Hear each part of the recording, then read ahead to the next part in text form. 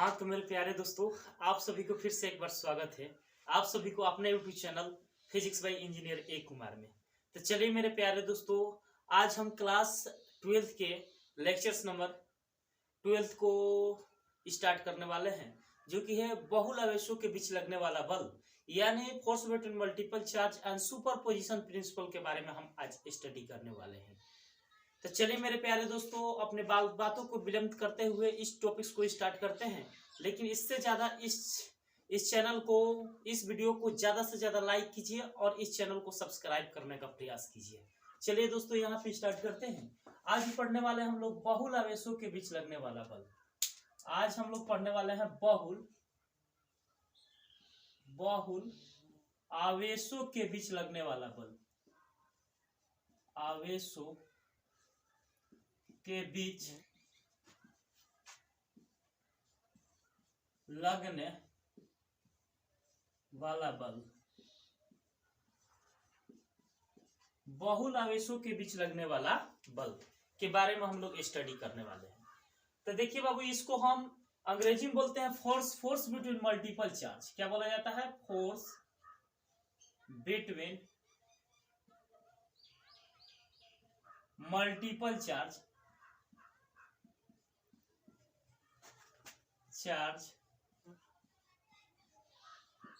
Force between multiple charge.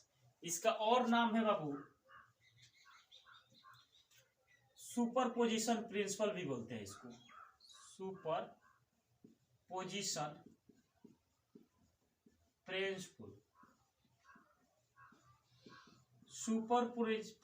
Principal भी इसको बोला जाता है, या इसको हम बोल सकते हैं अध्यारोपण के सिद्धांत भी बोलते हैं। अध्यारोपण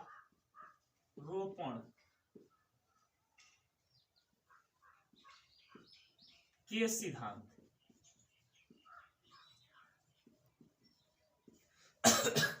देखिए बाबू, हम लोग स्टार्ट किए हैं बहुल आवेशों के बीच लगने वाला बल। इसको दूसरा नाम है अध्यारोपण के सिद्धांत भी इसको बोलते हैं, और इसको अंग्रेजी में बोला जाता है force between multiple charge and superposition principle बोला जाता है। तो देखिए बाबू, यहाँ पे बहुल के मतलब होता है बहुत सारे। बहुल के मतलब होता है बहुत सारे आवेश। क्या होता है? बहुत सारे आवेश, यानी बहुत सारे आवेश। देखिए, कूलम के नियम हम आप लोग को बताए थे कि अगर दो आवेश रहेगा तो उसके बीच में हम कूलम बल निकाल सकते हैं आसानी पूर्वक। लेकिन अगर दो से अधिक हो जाए, 3 आवेश हो जाए, 4 आवेश हो जाए, 5 हो जाए, ऐसा ही n तक आवेश हो जाए, तो उसके रिस्पेक्ट में हम बल कैसे डिफाइन करेंगे, यानी नेट बल हम लोग कैसे निकालेंगे, यही हम लोग समझने वाले। तो देखिए बाबू, इसका नाम से ही स्पष्ट है, मल्टीपल। मल्टीपल के मतलब होता है एक से अधिक चार्ज, यानी 2 या 2 से अधिक चार्ज को बोलते हैं मल्टीपल चार्ज। यानी 2 या 2 से अधिक चार्ज रहेगा तो उसमें हम नेट फोर्स का वैल्यू कैसे डिफाइन करेंगे। तो सबसे पहले यहाँ पे थोड़ा बहुत ध्यान देंगे। जैसे मान लेते हैं सपोज दैट, यहाँ पे देखिए आप लोग ग्राफ ड्रॉ किए होंगे। तो ग्राफ कुछ ऐसे ड्रॉ किया जाता है।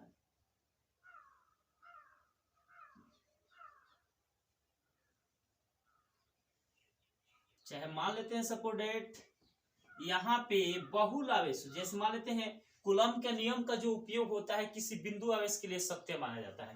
जैसे मान लेते हैं कोई बिंदु हुआ, यहाँ पर भी कोई बिंदु हुआ, यहाँ पर भी कोई बिंदु हुआ, और यहाँ पर भी कोई बिंदु आ गया। ठीक है, यहाँ तक तो समझ में आ गया होगा, क्योंकि कूलम के नियम का उपयोग जो होता है बिंदु आवेश के लिए सत्य माना जाता है, सभी लोग को जानकारी होगा। और यानी कूलम के नियम किसी बिंदु आवेश के लिए लागू होता है। तो बिंदु आवेश, तो इस बिंदु पर आवेश को रख देते हैं, तो Q1 चार्ज को रख देते हैं, और यहाँ पे मान लेते हैं कोई Q2 चार्ज को रख देते हैं, और यहाँ पे Q3 चार्ज को रख देते हैं, और यहाँ पे Qn चार्ज को रख देते हैं। यानी कहने का सेंस यह है कि यहाँ पे अनेकों चार्ज है। जब अनेकों चार्ज रहेगा तो नेट फोर्स का वैल्यू क्या होगा। तो देखिए बाबू, यहाँ पे यहाँ से लेके यहाँ तक कुछ दूरी होगा। मान लेते हैं यहाँ पे दूरी कितना हो जाएगा? r हो जाएगा। और देखिए यहाँ पे 1 है, 1 के सापेक्ष Q1 के सापेक्ष यहाँ पे क्या है? Q2 है। तो इसके रिस्पेक्ट में यहाँ पर दूरी क्या हो जाएगा? 1 2 हो जाएगा। और यहाँ से लेके यहाँ तक भी दूरी होगा। मान लेते हैं यहाँ पे 1 3 हो जाएगा, और यहाँ से लेके यहाँ तक दूरी होगा, यहाँ पे R1N होगा। इतना आपका डिस्टेंस हो जाएगा कि नहीं? अब देखिए बाबू, यहाँ पे ए प्लस चार्ज है, प्लस Q1 प्लस चार्ज है, Q2 भी प्लस चार्ज है, तो प्लस प्लस एक दूसरे को क्या करते हैं बाबू, प्रतिकर्षित करते हैं, यानी बाहर की दिशाओं में फोर्स लगाते हैं। तो देखिए ये चार्ज जो है इसको इधर की तरफ क्या लगाएगा, बल लगाएगा। अब बल को किससे सूचित करते हैं, F से। तो देखिए बाबू यहाँ पे 1 है, तो 1 किसके द्वारा लगाया जा रहा है बल, यानी Q1 पर किसके द्वारा बल लगाया जा रहा है, Q2 के द्वारा। तो यानी यहाँ पे क्या हो जाएगा, F12 हो जाएगा। अब देखिए यहाँ पे एक Q1 चार्ज है और एक क्या है, Q3 चार्ज है। तो देखिए दोनों प्लस चार्ज है, तो प्लस प्लस एक दूसरे को क्या करते हैं, प्रतिकर्षित करते हैं। तो ये चार्ज Q3 वाला चार्ज Q1 पर क्या लगा देगा बाबू, बल लगा देगा इधर की तरफ। तो बल को किससे सूचित करते हैं, F से। Q3 के द्वारा किस पर लगाया जाएगा, Q1 पर। तो यहाँ 1 पर लगाया जा रहा है तो 1, और किसके द्वारा लगाया जा रहा है, 3 के द्वारा। तो यानी क्या हो जाएगा, F13 हो जाएगा। अब देखिए Q1 भी प्लस चार्ज है और Q1 भी प्लस चार्ज है, Qn भी प्लस चार्ज है। यहाँ पे अनेकों चार्ज है, और अनेकों चार्ज में नेट बल का वैल्यू क्या होगा, यानी परिणामी बल का वैल्यू क्या होगा। तो देखिए ए भी प्लस चार्ज है, ए भी प्लस चार्ज है, तो ये चार्ज यानी Q1 चार्ज Q1 पर क्या लगाएगा, बल लगाएगा इधर की तरफ। अब बल को किससे सूचित करते हैं, F से। और यानी 1 है इसका, तो 1 लिख देंगे, किसके द्वारा लगाया जा रहा है, N के द्वारा। यानी यहाँ पर क्या लिख देंगे, F1N लिख देंगे। कोई दिक्कत यहाँ तक, यहाँ तक आप लोग को समझ में आ गया होगा। अब नीचे लिखेंगे बाबू, दिए गए चित्र के अनुसार माना कि Q1 Q2 Q3 dot dot dot Qn कोई बिंदु आवेश है। कौन सा आवेश है बाबू, कोई बिंदु आवेश है, क्योंकि हम बिंदु पर आवेश रख दिए थे इसलिए बिंदु आवेश है। जिन आवेशों के बीच की दूरी R12 R13 dot dot dot R1N है, तो उसके बीच लगने वाला बल F12 F13 dot dot dot F1 है। तो परिणामी बल का वैल्यू क्या होगा, यानी परिणामी बल का वैल्यू क्या होगा, यही निकलना है। तो नीचे लिखेंगे बाबू, माना कि लिख लीजिए बाबू, माना कि Q1 Q2 dot dot dot, माना कि Q1 Q2 Q3 dot dot dot Qn कोई बिंदु आवेश है, कोई बिंदु आवेश है, कोई बिंदु आवेश है, आवेश है, और इन आवेशों के बीच की दूरी, आवेशों के बीच की दूरी R12 R13 dot dot dot R1N है। तो अब देखिए यहाँ पे क्या लिखे हैं, दिए गए चित्र के अनुसार यह माना कि, यह मान लिए हैं Q1 Q2 Q3 dot dot dot Qn कोई बिंदु आवेश है, और इन आवेशों के बीच की दूरी R12 R13 dot dot dot R1N है। तो उन आवेशों के बीच की दूरी R12 R13 और डॉट डॉट डॉट R1N है, तो इनके बीच, इसके बीच लगने वाला बल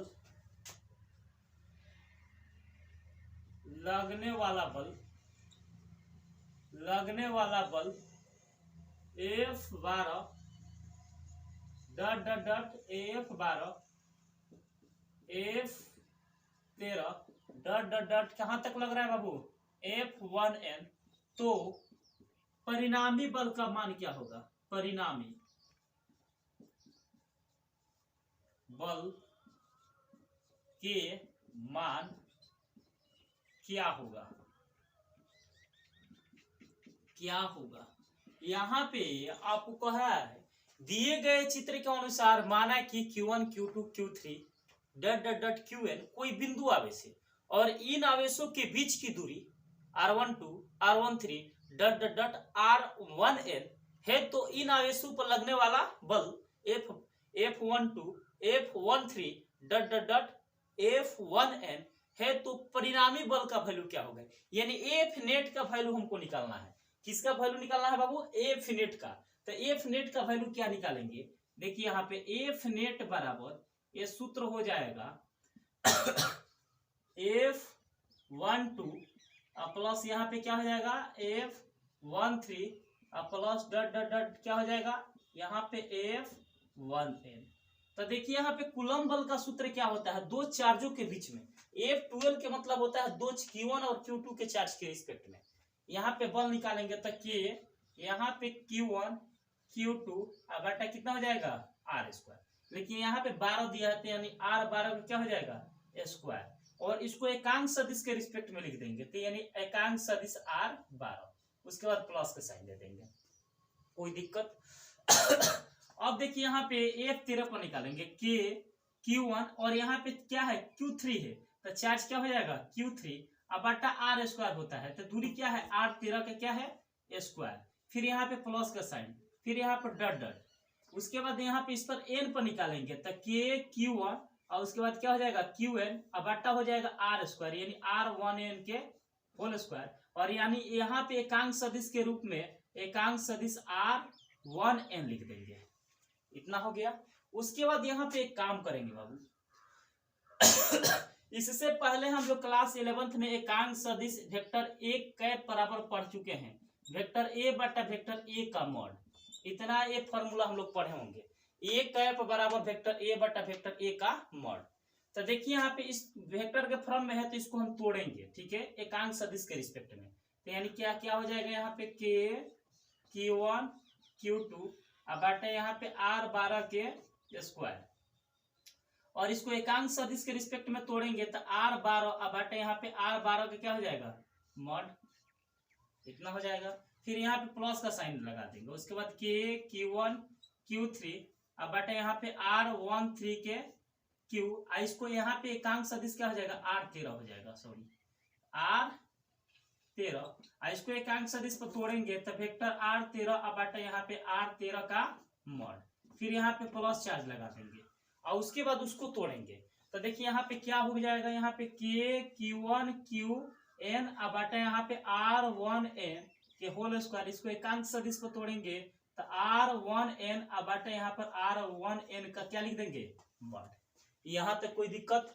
अब देखिए यहाँ पे एक काम करने वाला है बाबू अब देखिए यहाँ पे गुण एक कुछ नहीं तो इसका पावर क्या है एक है, तो गुणा में रहता है तो पावर को हम लोग क्या करते हैं जोड़ देते हैं, तो जोड़ेंगे तो यहाँ पर क्या हो जाएगा K Q1 Q2 अब बटा यहाँ पे क्या हो जाएगा R12 के क्या हो जाएगा Q, फिर यहाँ पे प्लस का साइन, यहाँ पे आपका क्या बचेगा R12, उसके बाद यहाँ पे प्लस का साइन देंगे, उसके बाद यहाँ पे K Q1 Q2 Q3 अब बटे यहाँ पे इसमें भी गुणा में है तो पावर को क्या कर देंगे जोड़ देंगे। मॉड का साइन इसलिए लगाया जाता है कि अगर एक्चुअली में वैल्यू जो होगा निगेटिव रहेगा तो मॉड लगा देंगे तो क्या हो जाएगा पॉजिटिव हो जाएगा, लेकिन यहाँ पर एक्चुअली में क्या है पॉजिटिव है तो मॉड लगाएंगे चाहे नहीं लगाएंगे उसका मान पॉजिटिव ही रहेगा, ठीक है। तो यानी आपका यहाँ पे क्या हो जाएगा R13 का क्या हो जाएगा Q, और यहाँ पे क्या बचेगा R13, फिर यहाँ पे प्लस का साइन लगाएंगे डॉट डॉट डॉट, और उसके बाद यहाँ पर क्या हो जाएगा K Q1 Qn अब बटे यहाँ पे R1 के Q, यहाँ पे वेक्टर क्या हो जाएगा R1N, इतना हो जाएगा। उसके बाद यहाँ पे एक काम करेंगे बाबू, यहाँ पे एक काम कुछ ऐसे करना है, इसको इसके फॉर्म में लिख सकते हैं, देखिए यहाँ पे K Q1 Q2 अब देखिए यहाँ पे R क्या है 12 है, तो R12 को हम लोग क्या लिख सकते हैं, इसको हम क्या लिख सकते हैं R1 माइनस क्या लिख सकते हैं R2, इसके फॉर्म में लिख सकते हैं, आसानी पूर्वक इसको इसके फॉर्म में लिख सकते हैं। लेकिन अगर R13 का कहेगा तो 13 को क्या लिख सकते हैं बाबू R1 माइनस क्या R3, अगर यहाँ पे कहेगा कि यहाँ पे R1N तो R1N को क्या लिख सकते हैं R1 माइनस क्या R1N, ऐसे लिख सकते हैं। तो देखिए 12 के स्थान पर क्या लिखेंगे, 12 के स्थान पर क्या हो जाएगा R1 माइनस क्या हो जाएगा R1 माइनस क्या हो जाएगा R2 के क्या हो जाएगा Q, यहाँ पे क्या हो जाएगा R1 माइनस क्या R2, और फिर यहाँ पे प्लस का साइन दे देंगे। उसके बाद यहाँ पर क्या हो जाएगा K Q1 Q3 अब बाटा यहाँ पे R1 माइनस क्या हो जाएगा R3 कि यहाँ पे Q, यहाँ पे R1 माइनस क्या हो जाएगा R3, फिर यहाँ पे प्लस का साइन देंगे। उसके बाद डॉट डॉट डॉट, उसके बाद यहाँ पे K Q1 Qn अब बाटा यहाँ पे R1 माइनस यहाँ पे RN के Q, और उसके बाद यहाँ पे क्या हो जाएगा R1 माइनस क्या हो जाएगा बाबू RN। यही आपका क्या हुआ बाबू, एफ नेट का वैल्यू हुआ। किसका वैल्यू हुआ, एफ नेट का वैल्यू हुआ। आपको इतना हमको प्रूव कर देना है। यानी संपूर्ण बल, यानी अगर एन तक आवेश रहेगा तो कुछ हम ऐसे फार्मूला के डेरिवेशंस करेंगे। यहां तक कोई दिक्कत? अगर नोट नहीं किया तो सबसे पहले इसको नोट डाउन कर लीजिए। आज के लेक्चर में हम लोग इतना ही रहने देते हैं। Thank you so much.